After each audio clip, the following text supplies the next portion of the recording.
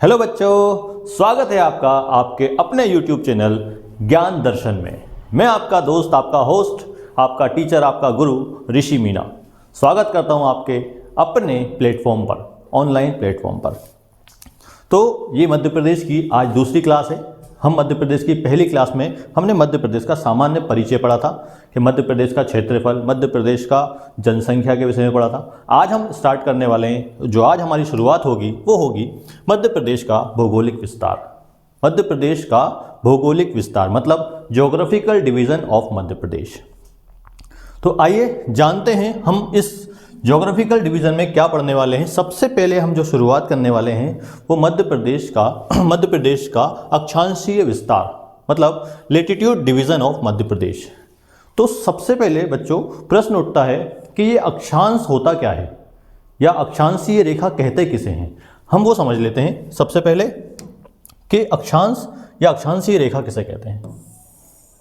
आइएगा, वैसे ये आपका एक टॉपिक है जो आप ज्योग्राफी में भी पढ़ते हैं, लेकिन मैं आपको यहीं पे इसको ऑलमोस्ट कंप्लीट कर दूंगा ताकि आपको ज्योग्राफी में अलग से पढ़ने की आवश्यकता ना पड़े। देखिएगा, सबसे पहले हम बात करते हैं कि अक्षांशीय रेखा किसे कहते हैं। किसे कहते हैं? अक्षांशीय रेखा कहते हैं जो ग्लोब पर या पृथ्वी पर खींची गई आड़ी काल्पनिक रेखाओं को क्या कहते हैं? हम अक्षांशीय रेखा कहते हैं। क्या कहते हैं? अक्षांशीय रेखा कहते हैं। जैसे मान लीजिए ये क्या है, एक ग्लोब है। आप समझिएगा, ये क्या है? ये एक ग्लोब है।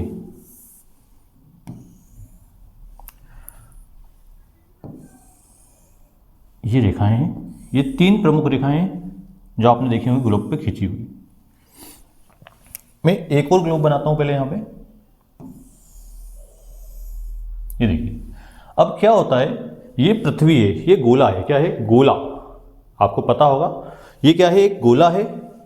ये बीच में से एक लाइन खींची हुई है। ये खींची एक लाइन। अब हमने क्या कर दिया, ये क्या है? एक गोला है।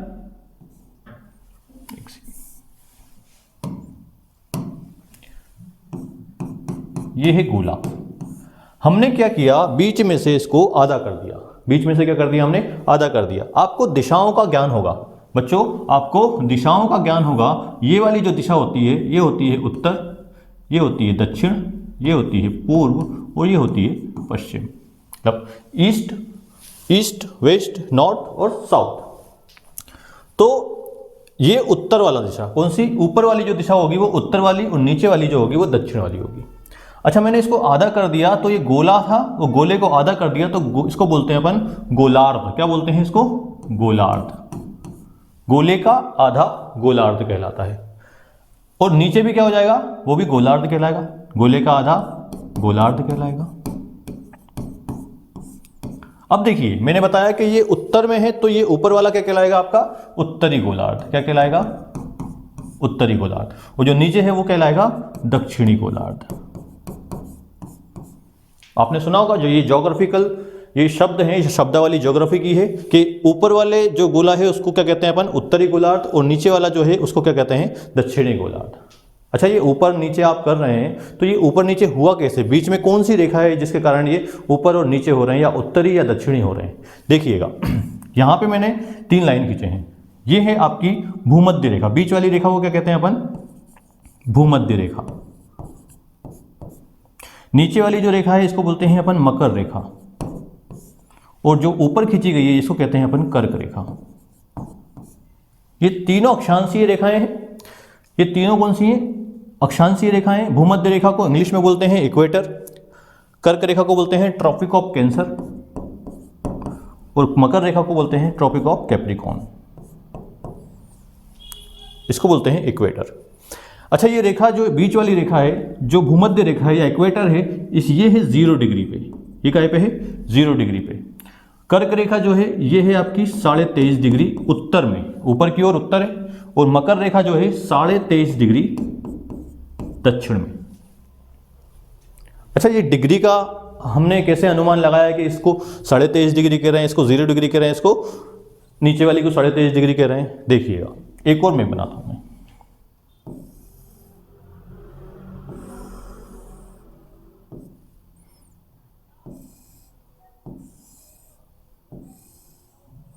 ये मैंने क्या किया है, इस पृथ्वी को खोला है, क्या करा है, खोला है। देखिएगा ये बीच वाली रास्ता है, ये पृथ्वी के एकदम बीच वाला पॉइंट है।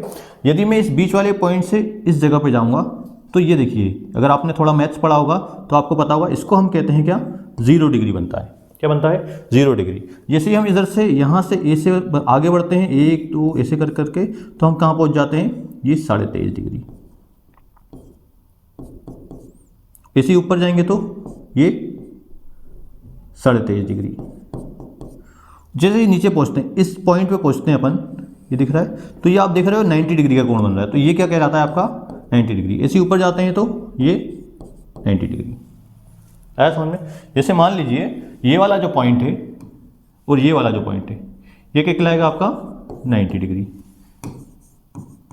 ये क्या कहलाएगा, 90 डिग्री। कोई समस्या नहीं है। जैसे ही हम क्या करा, हमने 0 डिग्री से ऊपर जाएंगे तो 1 2 3 4, यहाँ पे 23.5 डिग्री पे पहुंचे, और आगे बढ़े तो 1 2 3 4 कहाँ पहुंचेंगे अपन, इधर पे एक रेखा खींची थी, इसको बोलते हैं अपन 66.5 डिग्री। कौन सी कहते हैं, 66.5। एक और रेखा यहाँ पे खींचती है, इसको भी क्या कहते हैं अपन, 66.5 डिग्री। ये कौन सी है, 66.5 डिग्री, और ये भी कौन सी है, 66.5 डिग्री। अच्छा, ये आपको ये समझ में आ गया है कि ये डिग्री, ये 0 डिग्री क्यों है, ये 23.5 क्यों है, ये 66.5 क्यों है, ये 90 डिग्री क्यों है। क्योंकि हमने बीच, पृथ्वी को हमने खोला, उसके बीच का पॉइंट लिया, उसके बीच के पॉइंट से हमने थोड़ी सी मैथ्स पढ़ी थी, जिसके कारण हमने 0 डिग्री पता है हमको क्या कहते हैं, 1 डिग्री पता है, 2 डिग्री पता है। इसी प्रकार से ये 90 डिग्री और ये 90 डिग्री। क्लियर। अच्छा, ये तो काल्पनिक रेखा है, आप इसको ढूंढने मत जाइएगा, नहीं तो आपका मन चला तो आपने क्या किया कि 1 डिग्री पे पहुंचे और 1 डिग्री पे आप रेखा ढूंढने जाएंगे तो आपको मिलेगी नहीं। ये काल्पनिक रेखा है, इमेजिनरी लाइन्स हैं, ये आपको दिखाई नहीं देंगी। ये क्यों खींची गई हैं, ये क्यों खींची गई हैं, ये इसलिए खींची गई हैं क्योंकि हमको जलवायु का पता करना है। हमको क्या करना है, हमारी जलवायु कैसी है और कहाँ पे कैसी जलवायु रहती है, इसका पता करने के लिए हमने ये रेखाएं खींची हुई हैं। ठीक है, आगे देखते हैं। अच्छा, ये रेखाएं पूछते हैं कि इनकी संख्या कितनी होती है। भाई प्रश्न आता है आपके एग्जाम में, बताइए कि ग्लोब पर खींची गई अक्षांशीय रेखाओं की संख्या कितनी है। तो कई सारी बुक्स रहती हैं, कई सारे राइटर्स होते हैं, वो जैसे लिखते हैं, मान लीजिए 0 डिग्री से 90 पे गए तो ये कितनी हो गई, 90, और ऊपर गए तो 90, तो 90 हो जाते हैं 180। कितनी हो जाती है, 180। तो बहुत सारी बुकों में आपको 180 मिलता है इसका आंसर। और देखिए मैं और समझाता हूं आपको। अब जैसे मान लीजिए 0 डिग्री है और यहाँ पे 90 और यहाँ पे 90, तो ये 0 डिग्री भी तो 1 हुई, तो ये +1, तो ये हो जाती है कितनी, 181। तो 181 रेखाएं, एक कई बुकों में आपको 181 मिलता है। अब देखिएगा, मैंने बताया कि ये ग्लोब पर खींची गई रेखाएं, ग्लोब पर खींची गई रेखाएं, जैसे हम आखिरी पहुंचते हैं 90 डिग्री पे, तो यहाँ पे रेखा नहीं बचती, ये क्या बचते हैं, एक बिंदु बचते हैं या एक पॉइंट बचता है। तो ये पॉइंट बचता है, तो ये 2 रेखाएं नहीं है, ये पॉइंट है, तो इसमें से हमको 2 माइनस करना पड़ेगा। तो 181 में से हमने 2 माइनस किया तो होता है 179। तो ग्लोब पर अक्षांशीय रेखाओं की संख्या कितनी है, 179। आ गया समझ में। आगे बढ़ता हूं बच्चों। एक और प्रश्न आता है कि बताइए कि ग्लोब पर जो अक्षांशीय रेखा खींची गई है उसमें से सबसे बड़ी रेखा कौन सी है, सबसे बड़ी रेखा कौन सी है। तो देखिए हमको क्लियर दिख रहा है कि सबसे बड़ी रेखा जो 0 डिग्री पे होगी वही होगी, क्योंकि इसके बाद, क्योंकि ग्लोब कैसा है हमारा, अंडाकार बोलते हैं इसको अपन, कैसा है, पृथ्वी हमारी गोल नहीं है, कैसी है, अंडाकार है। तो यहां से हम ऊपर जाते हैं तो रेखाओं की जो लाइन है, लाइन की इसकी वो है जो लेंथ है वो कम होती जाती है। क्या होती जाती है, इसकी कम होती जाती है। मतलब आपकी 0 डिग्री से एक पे जाएंगे तो छोटी और छोटी छोटी छोटी छोटी, और 90 डिग्री पे जाके ये एक पॉइंट ही बन जाता है। तो सबसे बड़ी जो रेखा कहलाएगी आपकी भूमध्य रेखा कहलाएगी, और सबसे छोटी जो रेखा कहलाएगी वो कहलाएगी 90 डिग्री पे कहलाएगी। एक और प्रश्न बता देता हूं मैं आपको। एक और प्रश्न आता है कि बताइए कि भूमध्य रेखा से ध्रुवों की ओर जाने पर अक्षांशीय रेखाओं की जो लंबाई है वो कम होगी, ज़्यादा होगी या बराबर होगी। तो आपको खुद समझ में आ रहा है। देखिए भूमध्य रेखा से हम 90 डिग्री पे जाएंगे तो इनकी रेखाओं की लंबाई क्या हो रही है, कम होती जा रही है। क्या हो रही है? कम होती जा रही है। या प्रश्न पूछ लिया, बताइए कि ध्रुव से यदि हम भूमध्य रेखा की ओर जाएंगे, कहाँ से? ध्रुव से यदि हम भूमध्य रेखा की ओर जाएंगे तो रेखाओं की जो लंबाई है वो कम होगी, कम होगी, बराबर रहेगी या बढ़ेगी? तो आपको समझ में आएगा, जब 90 डिग्री से या ध्रुव से हम भूमध्य रेखा की ओर आ रहे हैं तो रेखाओं की जो लंबाई है वो बढ़ रही है। समझ में आया बच्चों? अब मैंने बताया ये जलवायु का अनुसरण करती हैं। क्या बताती हैं? ये जलवायु को बताती हैं। तो देखिए, आप पढ़ोगे ज्योग्राफी में कि ये जो सूर्य है, ये क्या है आपका? सूर्य, ये है सन। सूर्य की जो आखिरी बाउंड्री बोल सकते हैं हम, क्या बोल सकते हैं? सूर्य की आखिरी सीमा जो है वो 23.5 तक जाती है और 23.5 यहां तक जाता है। मतलब सूर्य 0 डिग्री से लेके 23.5 उत्तर तक जाता है और 23.5 दक्षिण तक जाता है। यही आखिरी पॉइंट होता है। अब देखिए, मतलब यहां पे जाएगा तो यहीं तक सूर्य चमक रहा है, यहां पे जाएगा तो यहीं तक सूर्य चमक रहा है, इसके नीचे नहीं जाता और इसके ऊपर नहीं जाता। इसका मतलब ये हुआ कि हमारा जो ये वाला एरिया है, ये देखना आप, ये रेखा खींचिए, ये वाला जो एरिया कहला रहा है आपका, ये मैंने बॉक्स बनाया जो, ये पूरा के पूरा कैसा है? यहाँ पे सूर्य चमक रहा है। क्या चमक रहा है? सूर्य चमक रहा है। अच्छा, ये क्योंकि सूर्य चमक रहा है तो 0 डिग्री पे कब चमकेगा, 23.5 पे कब चमकेगा, कौन सा दिन होगा, और 23.5 दक्षिण में, 23.5 उत्तर में कौन सा दिन होगा, देख लेते हैं अपन, क्योंकि ये प्रश्न भी पूछे जाते हैं आपके। तो मान लीजिए जैसे 21 मार्च की बात करूं मैं, 21 मार्च को सूर्य भूमध्य रेखा पे सीधा चमकता है। कितनी मार्च को? 21 मार्च को सूर्य भूमध्य रेखा पर सीधा चमकता है और इस दिन पूरे विश्व में दिन और रात का अंतर समान होता है। क्या होता है? दिन और रात का अंतर बिल्कुल समान होता है। 21 मार्च के बाद अप्रैल, मई, जून, हम आते हैं कब? 21 जून पे। 21 जून के दिन जो सूर्य है हमारा वो 23.5 डिग्री उत्तर में उसके ऊपर सीधा चमकता है। तो ये उत्तरी गोलार्ध का सबसे बड़ा दिन होता है। कहाँ का? उत्तरी गोलार्ध का सबसे बड़ा दिन होता है और यहीं पे हमारा भारत स्थित है। कहाँ पर? इस जगह पे हमारा भारत स्थित है और यहीं पे मध्य प्रदेश भी स्थित है। तो यदि 21 जून पूछा जाता है प्रश्न, बताइए हमारे भारत का सबसे बड़ा दिन कौन सा होता है, तो वो होता है 21 जून का। कब होता है दोस्तों? 21 जून का। जून के बाद जुलाई, अगस्त और सितंबर, तो ये एक और डेट आती है निकल के 23 सितंबर। 23 सितंबर, 23 सितंबर का दिन वापस से सूर्य 0 डिग्री पे चमकेगा और फिर से दिन और रात का अंतर क्या हो जाएगा? समान हो जाएगा। क्या हो जाएगा? दिन और रात का अंतर वापस से समान हो जाएगा। तो ऐसे 2 दिन आपको दिखाई देगा। कौन कौन से? एक तो 21 मार्च और 23 सितंबर। ऐसे 2 दिन ऐसे हैं जिस दिन सूर्य भूमध्य रेखा पर सीधा चमकेगा और विश्व भर में दिन और रात का अंतर समान होगा। हमने देखा था 21 जून को हमारी कर्क रेखा पर सीधा चमकता है और इस दिन उत्तरी गोलार्ध में और हमारे भारत में सबसे बड़ा दिन होता है। समझ लीजिए 21 जून को यदि हमारे उत्तरी गोलार्ध में सबसे बड़ा दिन है तो ये तो तय है कि दक्षिणी गोलार्ध में सबसे छोटा दिन होने वाला है। कब? 21 जून को। ये भी याद रखिएगा। अगर ऑस्ट्रेलिया की बात की जाए, अगर अफ्रीका की बात की जाए या दक्षिण अमेरिका की बात की जाए तो यहाँ पे 21 जून को सबसे छोटा दिन माना जाता है। आगे बढ़ते हैं। सितंबर के बाद अक्टूबर, नवंबर और दिसंबर, तो ये आ गया आपका 22 दिसंबर।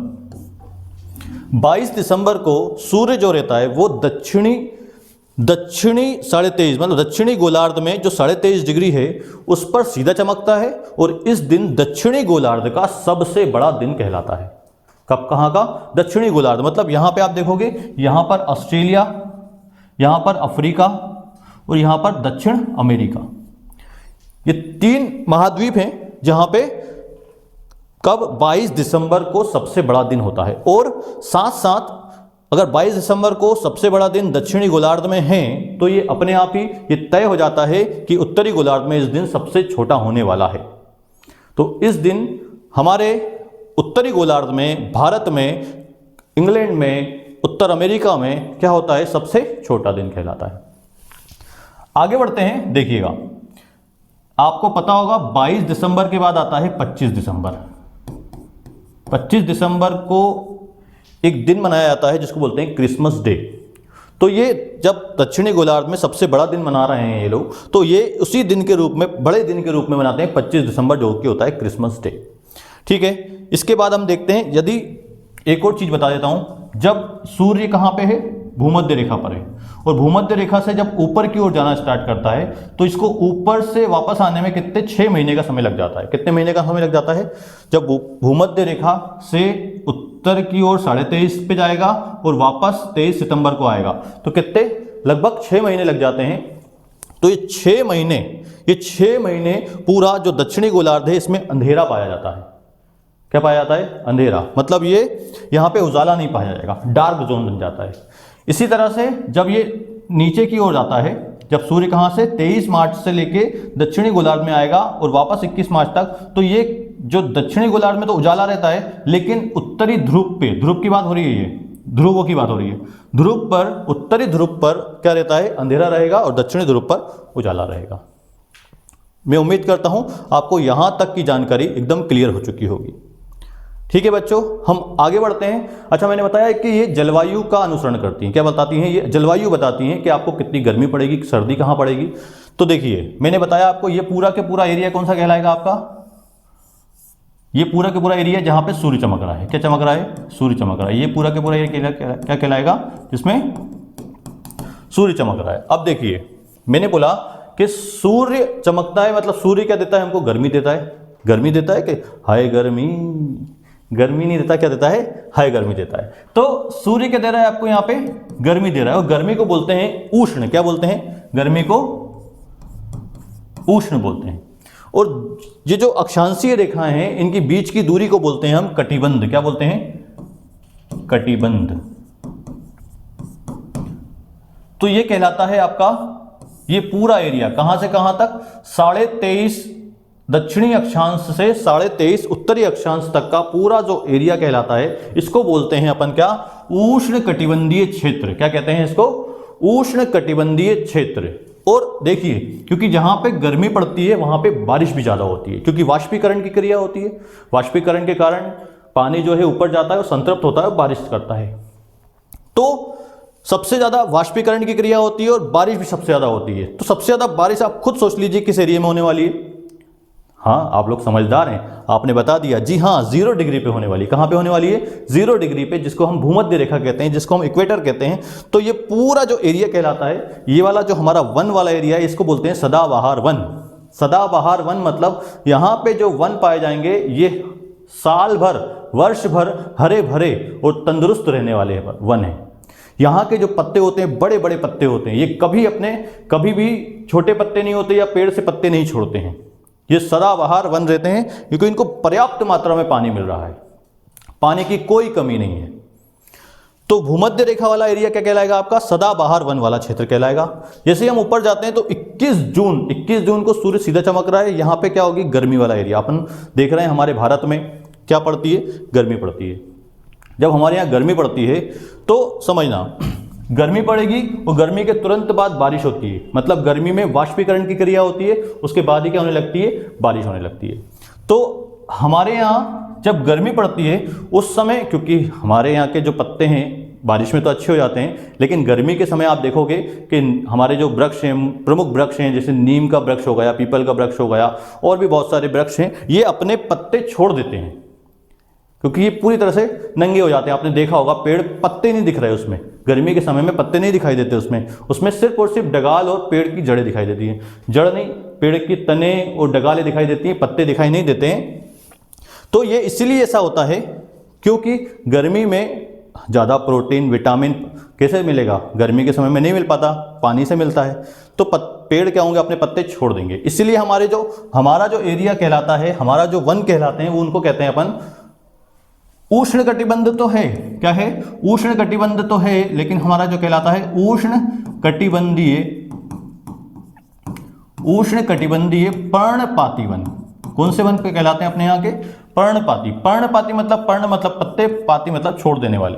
जो ऐसे वन जो गर्मी के दिनों में पत्ते छोड़ देते हैं वो कहलाते हैं उष्ण कटिबंधीय पर्णपाती वन कहलाते हैं।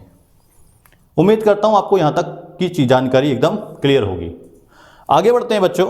अब देखिएगा, मैंने बताया जलवायु के कारण इंसानों में भी परिवर्तन होते हैं, जीव जंतुओं में भी परिवर्तन होते हैं। जैसे मान लीजिए जहाँ बारिश अच्छी हो रही है वहाँ पे बारिश अच्छी हो रही है, वहाँ पे धूप अच्छी निकल रही है, वहाँ पे ठंड भी ठीक ठाक पड़ती है। तो ऐसे क्षेत्र में क्या होता है, लोग सुखी रहते हैं, लोग सुखी रहते हैं, उनका जो नेचर होता है वो शांत स्वभाव के ज़्यादा रहते हैं। जैसे हम मध्य प्रदेश की बात करें तो मध्य प्रदेश की जलवायु तो बहुत ही अच्छी है। तो यहाँ के जो लोग हैं, जैसे मालवा की जलवायु सबसे अच्छी है, तो मालवा के जो लोग हैं वो कैसे रहते हैं, एकदम शांत स्वभाव के रहते हैं, ज़्यादा एग्रेसिव होते नहीं हैं, गुस्सा कम करते हैं। क्यों? क्योंकि यहाँ पे हर चीज़ पर्याप्त मात्रा में मिल जाती है, हमको किसी चीज़ के लिए ज़्यादा मेहनत करने की आवश्यकता नहीं होती। इसीलिए मालवा के क्षेत्र के लोग या मध्य प्रदेश के पूरा मध्य प्रदेश ले लें तो थोड़े से क्या होते हैं, नर्म स्वभाव के होते हैं। लेकिन जहाँ पे धूप ज़्यादा निकल रही है, बारिश कम हो रही है, तो रेगिस्तानी एरिया हो जाता है। जैसे राजस्थान के लोग हो गए, जैसे आपका भिंड मुरैना वाले जो क्षेत्र है, यहाँ पे भी थोड़ा सा क्या होता है, लोगों को मेहनत करनी पड़ती है, और मेहनत इंसान करता है तो थोड़ा सा चिड़चिड़ा हो जाता है, गुस्से का तेज हो जाता है, लेकिन दिल का एकदम साफ रहता है। तो हमारे जो भिंड मुरैना जो बुंदेलखंड का क्षेत्र होता है, वहाँ पे लोग होते तो गुस्से के तेज हैं, लेकिन स्वभाव उनका एकदम नर्म होता है, वो एकदम शांत दिल वाले होते हैं, गुस्से के तेज, दिल शांत वाले। तो आप देखोगे ऐसे ही हरियाणा में लोग गुस्से के तेज होते हैं, लेकिन मालवा के लोग एकदम शांत स्वभाव के। हम जैसे और देखें, यहाँ के जो जानवर हैं, जानवर देखोगे आप तो हर जगह के जानवर भी अलग अलग पाए जाएंगे। हमारे जानवरों को कोई दिक्कत नहीं होती, आराम से हर मौसम को आराम से बिता लेते हैं। लेकिन वहीं पे हम देखेंगे तो उत्तर में, जैसे मान लीजिए यहाँ की बात करूँ मैं, राजस्थान वाला एरिया जहाँ पे बारिश कम हो रही है, जहाँ पे बारिश कम होती है तो आप देखोगे वहाँ के पेड़ पौधे, वृक्ष कैसे होते हैं, वहाँ के पेड़ पौधे छोटे छोटे होते हैं। कैसे होते हैं? छोटे छोटे वृक्ष होते हैं। और ये जो वृक्ष होते हैं राजस्थान वाले एरिया में, तो ये वृक्ष कैसे होते हैं, कटीले वृक्ष होते हैं। कैसे होते हैं? कटीले वृक्ष होते हैं, मतलब छोटे वृक्ष होते हैं। और छोटे वृक्ष होने के साथ साथ ये क्या करते हैं, अपने जो उसमें से कांटे निकाल लेते हैं। क्या निकलते हैं? इनके कांटे रहते हैं, इनमें कांटे ज़्यादा रहते हैं। ऐसा क्यों होता है? ऐसा प्रकृति के कारण हो रहा है। ऐसा इसलिए हो रहा है क्योंकि ये छोटे हैं और छोटे तक आराम से कोई भी जानवर पहुंच जाता है। जब कोई भी जानवर पहुंच जाएगा, यदि ये कांटे नहीं निकालेंगे, पत्ती होगी, तो ये आराम से कोई भी जानवर इनको खा लेगा। इसलिए ये खुद सर्वाइव करने के लिए क्या कर रहे हैं, अपने कांटे निकाल लेते हैं। और ये कांटे नहीं होते, वास्तव में इनकी पत्तियां ही होती हैं। तो कोई भी जानवर खाने आता है, कांटा करता है और भग जाता है, भाई कांटा लगा। आया समझ में? और आप देखोगे रेगिस्तान वाला एरिया ही, अब यहाँ पे मान लीजिए पेड़ ऊपर है, यहाँ पे पेड़ ऊपर है, अब पेड़ ऊपर है तो यहाँ की पत्तियां भी ऊपर हैं, यहाँ की पत्तियां भी ऊपर हैं। अब मान लीजिए जानवर यदि छोटा होगा तो ये पत्तियां नहीं खा पाएगा, यदि जानवर छोटा होगा तो ये पत्ती नहीं खा पाएगा। इसी प्रकार से पहले क्या, ऊँट पहले छोटा ही हुआ करता होगा, लेकिन क्या हुआ, जब समय के साथ उसको समझ में आया कि यार मुझे इतनी गर्दन ऊंची करनी पड़ेगी, अपने पैर ऊंचे करने ही पड़ेंगे, तो समय के साथ परिवर्तन हुआ। और परिवर्तन के साथ ऊँट को आज देख रहे हैं हम, सबसे ऊंचा जानवर हो गया। आराम से आप ये पत्ती खा लेता है कहीं की भी। और उसके अंदर एक और क्वालिटी है, क्या, कि वो एक बार पानी पीता है और 30 दिन तक चल जाता है। क्योंकि रेगिस्तानी वाली एरियो में जो क्षेत्र है वहाँ पे क्या नहीं मिल पाता, पानी की सही से मात्रा कम है, पानी की मात्रा कम है, इसलिए वहाँ पे पानी नहीं मिल पाता, इसलिए इकट्ठा पानी पी लेते हैं। तो इसीलिए क्या होता है, जैसे आप देखोगे बर्फ वाले एरिया, बर्फ वाला जो क्षेत्र होता है, वहाँ के जो भालू हैं वो सफ़ेद कलर के क्यों होते हैं? वहाँ के भालू सफ़ेद कलर के देखे होंगे आपने। ऐसा इसलिए होता है क्योंकि वो अन्य जो जंगली जानवर हैं, भालू अपने आप की सुरक्षा कर पाए, उस बर्फ़ में छुप जाते हैं और अपने आप की सुरक्षा कर लेते हैं, इसीलिए वो क्या होते हैं, सफ़ेद कलर के पाए जाते हैं। तो ये जलवायु के कारण और प्रकृति के कारण इंसानों में, जानवरों में, सब में क्या है, चेंजेस पाए जाते हैं इन रेखाओं के कारण। आया समझ में? तो मैंने बताया ये वाला एरिया क्या कहलाएगा, आपका उष्णकटिबंधीय एरिया कहलाएगा। इसके ऊपर यहाँ पे है 66.5 डिग्री, कौन सा है, 66.5 डिग्री। और 66.5, अब यहाँ पे ठंड तो पड़ रही है, ऊपर वाला एरिया ठंडा है, यहाँ पे सूर्य नहीं पहुँच पाएगा तो ये ठंडा पाया जाएगा। और यहाँ से सूर्य की गर्मी भी पड़ती है, तो यहाँ पे ठंड भी पड़ती, गर्मी भी पड़ती है और ठंड भी पड़ती है। तो 23.5 से 23.5 से 66.5 का जो एरिया कहलाता है वो कहलाता है आपका शीत भी है और उष्ण भी है, तो कहलाता है शीतोष्ण कटिबंध। क्या कहलाता है? शीतोष्ण कटिबंध कहलाता है। ऐसे दक्षिण में भी जो 66.5 से 90 डिग्री वाला एरिया, 66.5 से 23.5 वाला एरिया जो है वो क्या कहलाता है, शीतोष्ण। शीत भी पड़ेगी और उष्ण भी पड़ेगी, ठंड भी पड़ेगी और गर्मी भी पड़ेगी। और 66.5 से लेके 90 डिग्री वाला जो एरिया है, ये वाला जो एरिया है, ये वाला एरिया कहलाता है शीत कटिबंध। क्या कहलाता है? शीत। ये कहलाता है आपका शीतोष्ण। और ये वाला जो एरिया है, ये पूरा का पूरा कहलाता है उष्ण कटिबंध। उम्मीद करता हूं आपको ये समझ में आया होगा। ठीक है बच्चों, आगे बढ़ते हैं। आप चाहें तो इसका स्क्रीनशॉट भी ले सकते हैं। स्क्रीनशॉट ले लीजिए आप इसका, देखिएगा।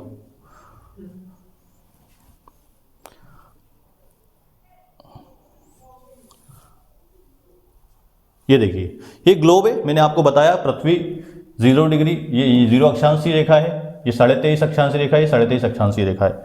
ये मैं आपको सब कुछ बता चुका हूँ बहुत अच्छे से। ये देखिए, ये अफ्रीका है, ये आपका ये अफ्रीका है, ये दक्षिण अमेरिका है, ये उत्तर अमेरिका है।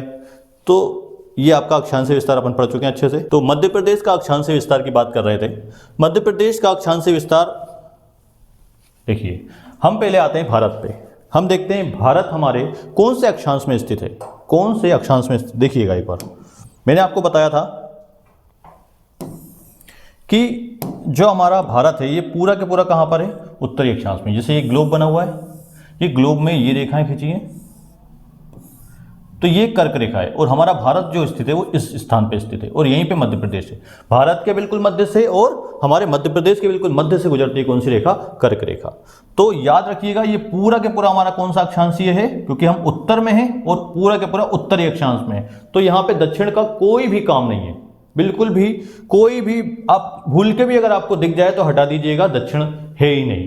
पूरा के पूरा उत्तरी अक्षांश में भारत और मध्य प्रदेश स्थित है। क्लियर?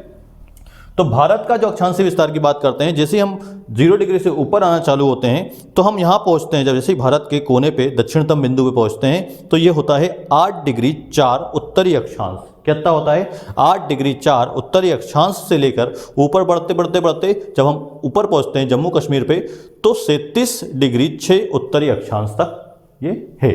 मतलब हमारे मध्य भारत का जो अक्षांशीय विस्तार कितना होगा? 8 डिग्री 4 से 37 डिग्री 6 उत्तरी अक्षांश ही कहलाएगा। ठीक है, तो हम अगर मध्य प्रदेश की बात करें तो मध्य प्रदेश का अक्षांशीय विस्तार देखिएगा। जैसे ही हम ऊपर बढ़े तो जैसे ही हम यहाँ पे मध्य प्रदेश का दक्षिणतम बिंदु बुरहानपुर से शुरुआत होती है, तो बुरहानपुर पे है दक्षिणतम बिंदु कितना? 21 डिग्री 6 उत्तरी अक्षांश। क्योंकि भारत उत्तरी अक्षांश में है तो मध्य प्रदेश भी उत्तरी अक्षांश में होगा। कितना है? 21 डिग्री 6 उत्तरी अक्षांश से ऊपर जाते जाते 26 डिग्री 30 उत्तरी अक्षांश तक मध्य प्रदेश स्थित है। तो ये मध्य प्रदेश का अक्षांशीय विस्तार हो गया। मैं उम्मीद करता हूं आपको समझ में आया होगा। क्लियर है बच्चों? अच्छा, एक और चीज मैं बताना चाहूंगा आपको। मध्य प्रदेश के बिल्कुल मध्य से कर्क रेखा गुजरती है। कौन सी रेखा गुजरती है? कर्क रेखा गुजरती है। तो आप देखिएगा, कर्क रेखा मध्य प्रदेश के कितने जिलों से गुजरती है ये भी देख लेते हैं हम, क्योंकि फिर बाद में नहीं पढ़ेंगे हम। मध्य प्रदेश बिल्कुल कहां से गुजर रही है? कर्क रेखा बिल्कुल मध्य से गुजरती है। और ये कितने जिलों से गुजरती है हम वो देख लेते हैं। ये मध्य प्रदेश के कुल 14 जिलों से गुजरती है। कितने जिलों से गुजरती है? 14 जिलों से। इन 14 के 14 जिलों के नाम आपको याद होने चाहिए। इसके लिए अपने पास एक छोटी सी ट्रिक है, मैं आपको बता देता हूं, आप भी चाहें तो इसको लिख लीजिएगा। देखिए, लिख लीजिए,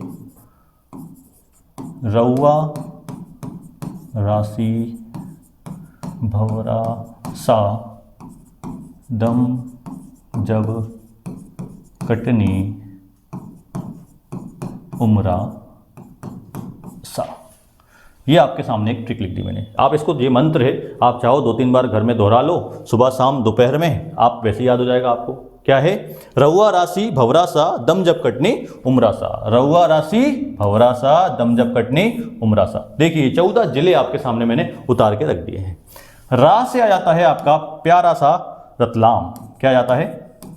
रतलाम। रा से रतलाम। ऊ से आ जाता है आपका उज्जैन। आ से आता है आगर मालवा। रा से आता है आपका राजगढ़। सी से आ जाता है सीहोर। भा से आता है भोपाल। वा से आता है विदिशा।